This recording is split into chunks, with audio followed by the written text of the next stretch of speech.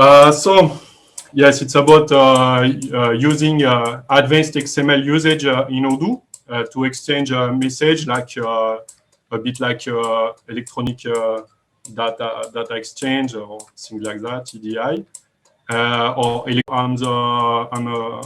I'm a software engineer. I'm the founder of Accretion. I started Accretion in 2008 and in Brazil, and then we extended in France. I'm still in Brazil. I'm also a PSC member of the Brazilian localization. And in fact, everything I will be showing, it was a necessity for us for the Brazilian localization because we have a very, very complex electronic invoicing. So I will explain why. Okay, so let's move on.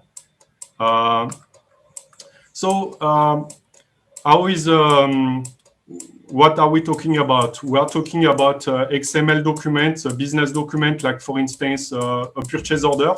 So this is a very, very simple. This is for teaching.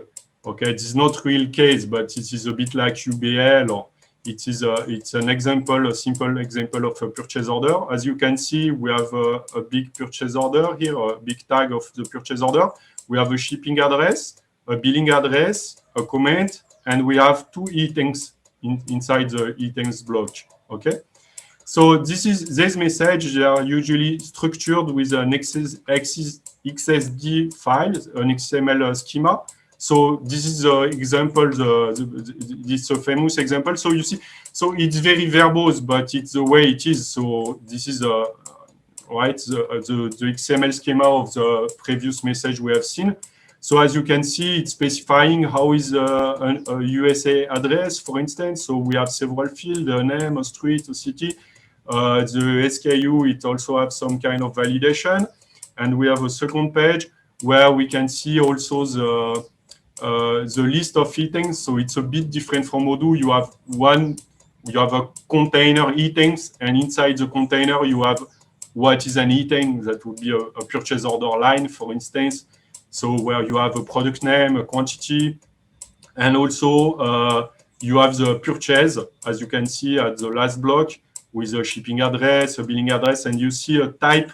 So there is a name and there is a type. So it's a bit like object-oriented programming, but in XML. It's the same kind of data structure you would do in Odoo, okay, with models and fields, okay?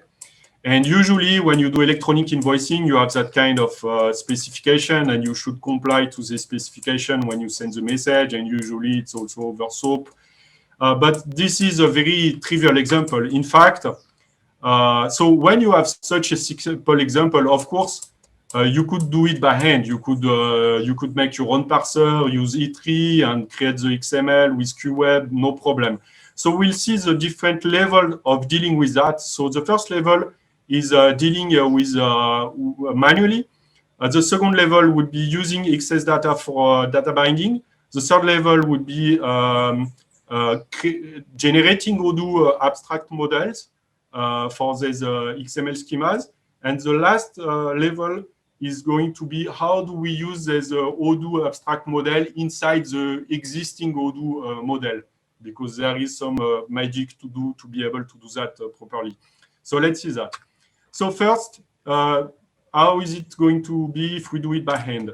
So for instance, in France, the electronic invoicing in France, because we work both in France and Brazil, the XSD, so I've shown you an XSD that is 40 lines maybe, so it's trivial.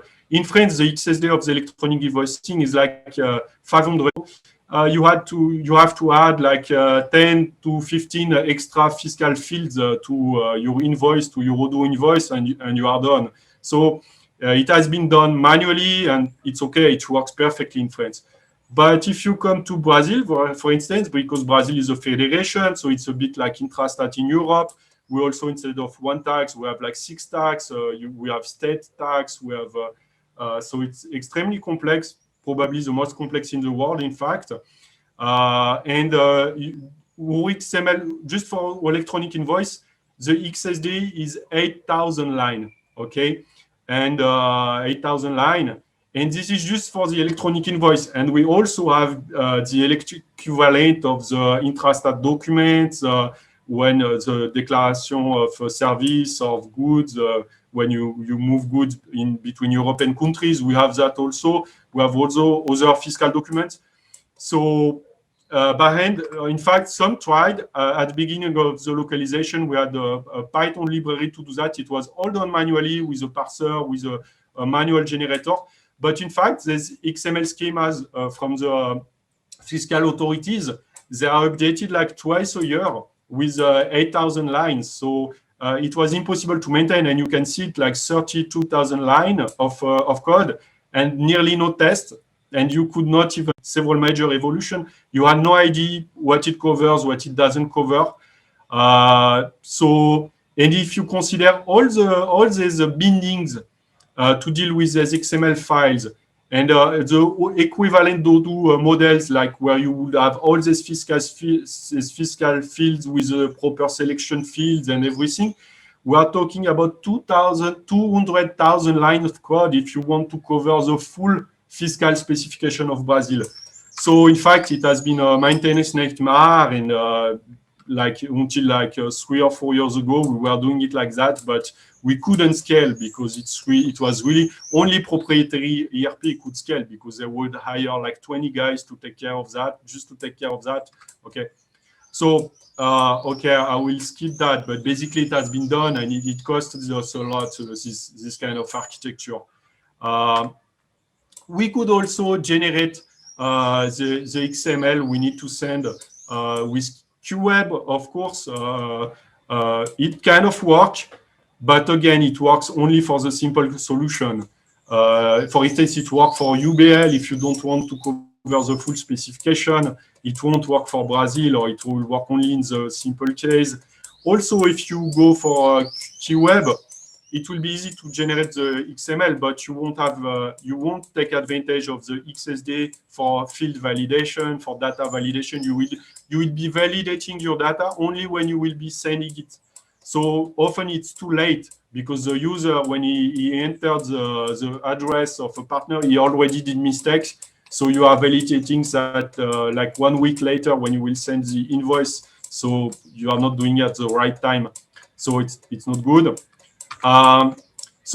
XSdata, what can you do with XSdata? So XSdata, it's new. It has been created like 2 years ago. So in fact, before XSdata, like last year, I've been doing the same presentation, but instead of XSdata, we are using GenerateDS. It's the same kind of XML data binding tool. But XSdata is much better, and in fact, we are rewriting the stack to use XSdata. So I will show it.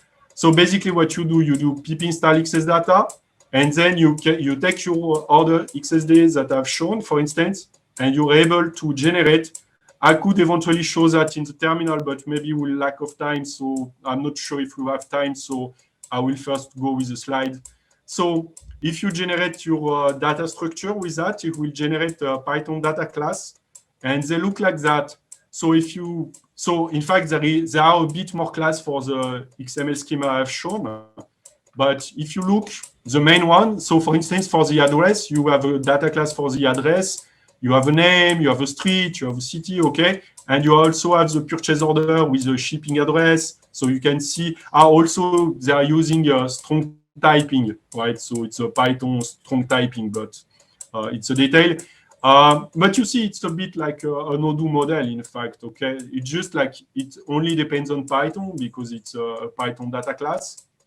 So you can create a structure and okay, and you have the headings with the line, the purchase order line, in fact. Okay, so it looks like that. And when you have that, it generates this order.py Python data class. Then what you can do, you can write that kind of code. So you have to import a few utility class, and then you're able to take an XML example, a purchase order example, just like I've shown in the second slide. You take it, and then you can look inside it. So it will create the object. So maybe I can show you just that in the terminal. You still see my terminal? Yes, we can. Yeah. So for instance, if I parse the object from the XML, for instance, okay, then it's because it's always like that. XML serializer, XML serializer. Okay. Okay, then I've done it wrong. Let me copy it again from my note here. So for instance, this is just parsing some XML. Okay. So then if I look inside the object, it's a Python object, but then, so instead, for instance, I can look inside the shipping address, so ship to, for instance, and then I can look at the name. Okay, so I have, okay. And then I can also, I can also load it from JSON. It works exactly the same with JSON, so it's really nice xsdata. And I can also, I could change it. And so for instance, I could say name equal hello OCA. Okay, and then I can serialize it again. And so you see the name now in the shipping address, it's hello OCA, and then I can send it like with a SOAP or other, okay, a web service usually. Okay, so I can go from XML to object back and forth. So let's go back to the presentation. View, present. Let's see where it brings me. Okay, so you can also, it's also easy to test. How you test that? You take a bunch of XML, you marshal them and you marshal them again, and then you use XML diff to see if there is any difference between the input and the output, and it's easy to test.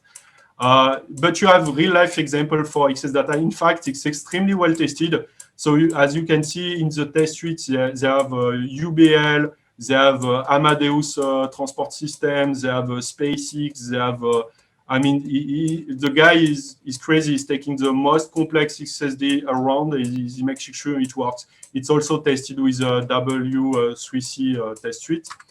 Okay, so you can find more about xsdata in this address. So the upside of xsdata is very clean. It's extremely well tested, and it's dry. It produces dry code, and we are rewriting the OCA stack we are using in Brazil. We are rewriting with xsdata. And in fact, in the future, I will present the tool. And some of tools are not related to the Brazilian localization, and the ones that are related to Brazilian localization, my goal is to propose it inside the server tool repo once it's rewritten for xsdata. So now, okay, generating a data class is cool, but how about, why not generating directly Odoo class then? Because instead of having a Python object, we can have a Odoo class. Well, we can do that because I did an xsdata plugin. I wrote an xsdata plugin. It's able to do that. So this is the address. It's a work in progress. I will make a push. I've been working on this tonight. So before that, in fact, in production, we have been using the equivalent with generate.ds. But generate.ds, the code was kind of ugly. It worked. I mean, it worked because we had the same kind of architecture and technology with generate.ds that is using a data mining generator for Odoo. And we invoiced in the last 2 years, we invoiced for customers. They invoiced like millions of reais using this electronic invoice, using this technology. So it works very well. And it's being rewritten. So it's very similar to the data class generator from xsdata. It uses Jinja 2 templates with some custom filters. So basically, you convert the field like where you will use a Python integer field. I will use Odoo fields.integer or fields.many to one, fields.one to many. We extract some XML annotation for documentation, and also there is a bit of work for the one to many, many to one, the relationship. But I mean, it works very well. but some work was required because, for instance, they do only the one-to-many without taking care of the many-to-one in xsdata. So I had to collect all the many-to-one first and write them inside the object. So what you do, you install then, I mean, it's not yet on PyPy, but you can download the GitHub repo and soon it will be on PyPy. So you will do pip install xsdata minus Odoo. And then you will do the same as I did for the order, as I shown for the order. And with, in fact, there is an error. It will be minus output equal Odoo, and then it will generate Odoo data class. So just showing that maybe in the terminal. So here I have, I will launch the command. Okay, so it generated a class, and if I look inside it, then I can see it's Odoo abstract model. So I have items that would be purchase order line. It's like this is all the purchase order line, the item. I have a purchase order with a shipping address. So it created all these Odoo mixin, these abstract models, right? With that field chart. So in fact, the generator, as I told, is not complete yet. So the example I've shown in the slide here, there in fact, the slide here, they are done with generate.ds, but it looks like that. Also, we put a prefix before the field name to avoid conflicting because the XML schema it can be very extensive. So we put an XML, we put a field prefix, and inside the field prefix we also put some digit about the version because like that, if there is some evolution, if it's a minor evolution, it will be the same field, and if it's a major evolution, it will create other table on other field. So you see, we create this abstract object models. It's easy, okay, and it works. And also you can test them. It's pretty easy. There is there is testing class. You can take the XML message, create a bunch of structure of abstract Odoo models, and serialize it back. And you can ensure it serialized the same. Okay, so.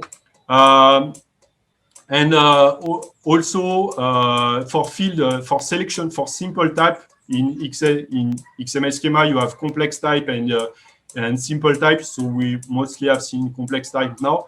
For simple types, sometimes like on the left, there is an enumeration, and it's translated like that, and it goes inside the field selection. As you can see, field selection is going to reuse the constant that has been generated before.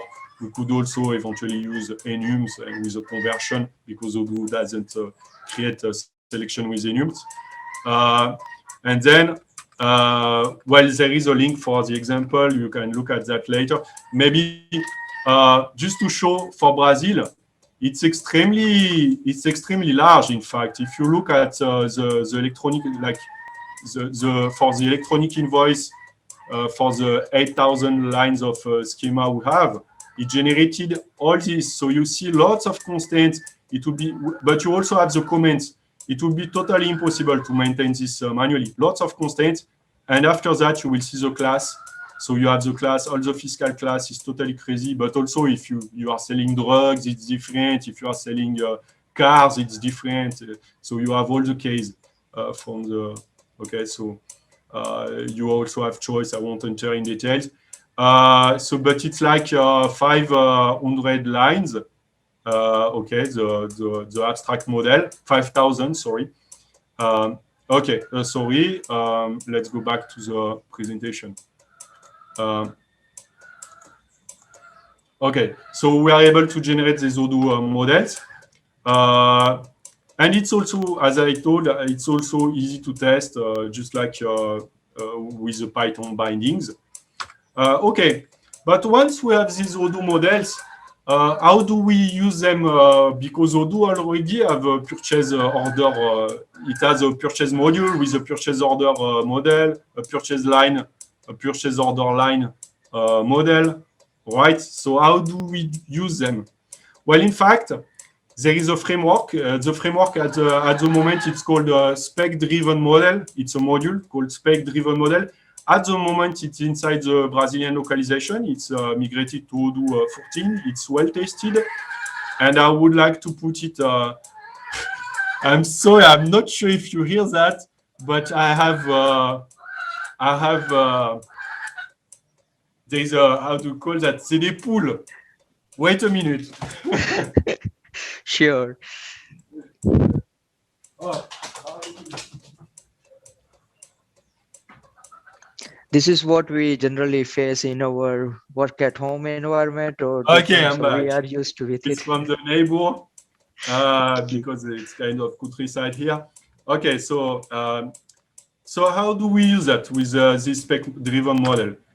So basically, we do some Odoo model magic with we override the build model.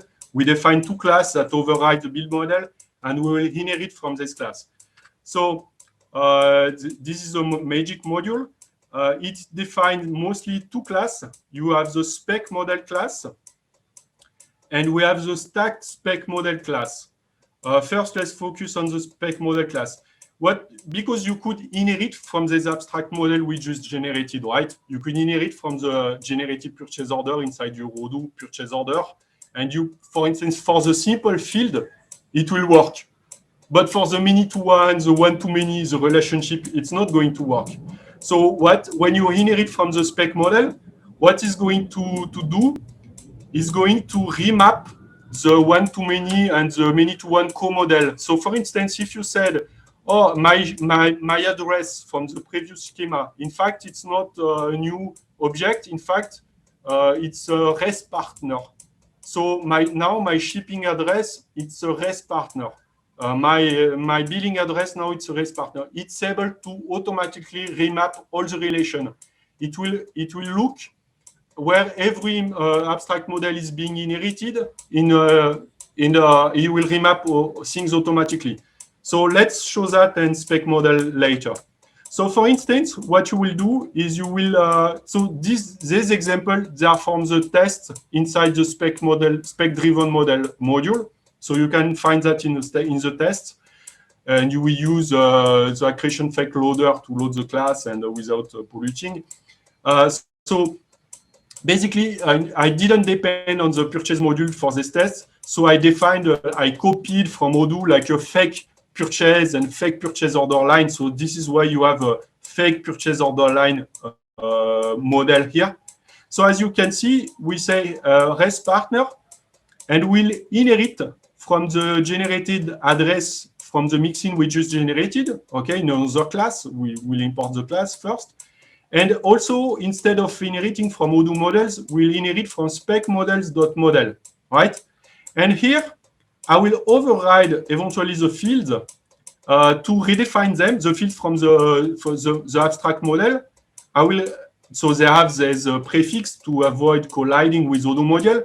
And for instance, for most of the field, it will be related. For instance, the country name, it's going to be related from the country ID.name. Because, so we said it will inherit from a REST partner, in fact, okay? So it's going to take all those fields from the purchase, the address from this meta model we defined previously, and inject that inside the REST partner.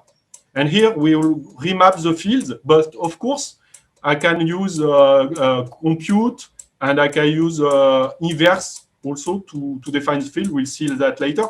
And for the purchase order line, that's the same thing, for instance. So we are going to inherit from the item. So you inherit from purchase order line in the real life, but here, because I didn't want to depend on the purchase module, I copied it, okay? And if I look with the stack model, it inherits from the spec model we have just seen, but it does things more subtle because, in fact, when you work with XML and XSD, usually the XML structure, it's nested. It's a hierarchy with several levels. They do that because inside the XSD, it allows for easy validation. So for instance, for the Brazilian electronic invoice, they will do lots of tax validation. But in fact, at the end of the day, you will have mostly two models. You will have the invoice and the invoice line. And everything else is going to be denormalized. Either it's going to be injected inside existing Odoo model, like your REST partner, like, I don't know, a product, like, okay, things that exist just like I've shown in the previous slide, or it's going to be denormalized inside the invoice and the invoice line, or here inside the purchase order. So here, for instance, maybe, I don't know if you have seen that, but instead of in the meta model I've taken from Microsoft of their purchase order model, instead of having like purchase order has a one-to-many purchase order line, like in Odoo, they have inside the purchase order, they have the many-to-one to the item, and then inside the item, they have the one-to-many to the order line. Okay, so this is why here we say, in fact, this is a stacked model, and well, I won't enter in the detail, but it's going to adapt to denormalize this model. So it's a bit complicated, but it's well tested. And also here, as you can see, we have related with many-to-one, for instance. So it works with many-to-one. And we have an example. Instead of related, we have a compute. So for instance, here, we put the that, but it could be maybe a related, but it's just to show how it will work with a compute. It works with compute. And it works in real life in Brazil. Then once you do that, the spec model and stacked model, they have utility method. So you are able to read the XML file and transform them to Odoo, just like I've shown with the Python, but it works with Odoo. So it will be short to show. And also I'm changing a bit the API as I'm rewriting it to xsdata. So I won't show exactly. But if you are curious, if you want to know real usage, you can look inside the Brazilian electronic invoice. Because when the module, the spec model driven, it was spec driven model, it was done with generate.ds. I didn't want to test the XML serialization and the marshalling because it was huge, because generate.ds, it creates lots of code. But now that it's with xsdata, I will go until the XML message. So we'll read the XML message and create the XML message. And in fact, in xsdata, we can even use the SOAP layer to send the electronic invoice later. And I'm sorry, Raphael, to interrupt you. We are at the time edge, so let's try to wrap up in 1 or 2 minutes. It was the last slide anyway. It's just to show the structure we have in Brazil. We have these bindings to the pure bindings, like I've shown in the beginning. Then we have these abstract Odoo models, and then we use them in the Odoo, like for invoice and for other fiscal documents. Okay, so I'm done. Oh, this is brilliant. Awesome. So I have one quick question. What if the tag is not found? So will it throws the error or generate the missing tag? Sorry, I didn't hear. Okay, so what if the tag is not found on the XML side? Like we are expecting a shipping name, but the tag is not generated due to external XML, the system. Well, it doesn't try to do the XML validation because you have other tools to do the XML validation. But then when it tries to load the XML, you can override many things. So, for instance, and we do that because, for instance, just to give you an example, when we import the electronic invoice, it can be a customer electronic invoice or a supplier electronic invoice. So, for instance, we override how it's mapped if it's the company ID or if it's the partner ID, depending if it's an input or output invoice. So we can override it. Cool. And also, just to explain you, the XML importation, in fact, it doesn't use the base business document import from the OCA ADI by Alexis Delattre, my co-worker, but it's heavily inspired from the code. We couldn't inherit because it's a bit different, but it's the same structure for the importation than the EDI OCA framework. It's a bit the same, right? So you can specify search keys like well, I, well, I cannot explain it right now. Everything. Yeah, it's difficult because I work with the EDI and sometimes we don't get the right XML tag, then it throws the error. So generally we try to Yeah. create And one about common the tag. EDI, inside the OCA, there is a good EDI support, but in fact, it's very partial. So what I would advise to other people working with the OCA is if you are okay with a very partial support you have today for EDI, that's fine. But if you would like to have full-blown EDI support, I strongly advise to look at my work because it's huge, the EDI Hmm. specification. And with my work, it's pretty easy to cover it or everything. I mean, at the end of the day, you will still need to map it inside Odoo, but everything else, you will only have the Odoo mapping to do. Everything else, all the plumbing, it's going to be done by the framework. You'll have no mapping error because the code is not up to date or things like that. Yep, this is very interesting. We'll definitely review it. So thank you so much for your presentation. And I don't have any other question in our chat or any other channel. So I think we are good for this presentation. Thank you so much. Okay, no And problem. any other guys have any question, please share with us.